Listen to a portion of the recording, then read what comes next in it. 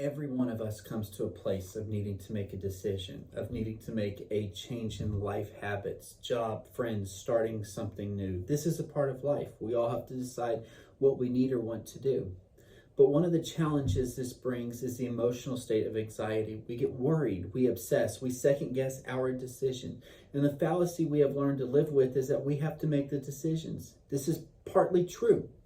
But the other side of this is a concept of discernment. The biggest difference between decision and discernment is that decisions mean we have something to do. Discernment is more about who we will become. From a Christian perspective, discernment is about seeking the presence of God and listening to what God has to say. This is something that takes time. It takes patience. Why?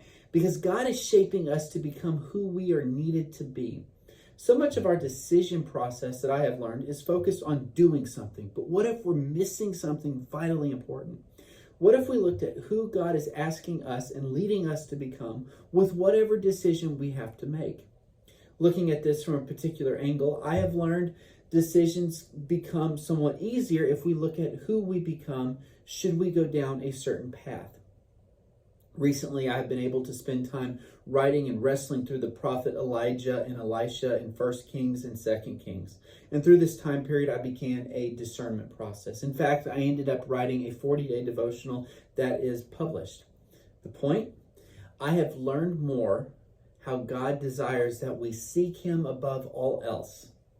How we seek the face of God and let God speak. Spending intentional time each day with prayer and fasting and silence and solitude helps to calm our hearts and minds with the decision that we have to make.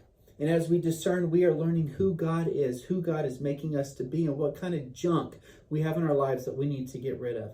And after we spend time wrestling with these concepts, we can begin to see a path opening up for us where to go or what to do.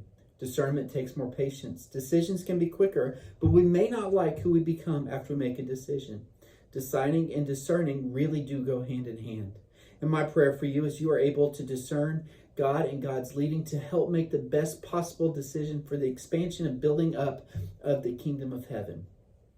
So what is it you need to decide? And are you seeking God's interests for you, or is it mainly about your own life? I am excited about the new devotional that is published called Crossroads, Seeking God to Discern Next Steps.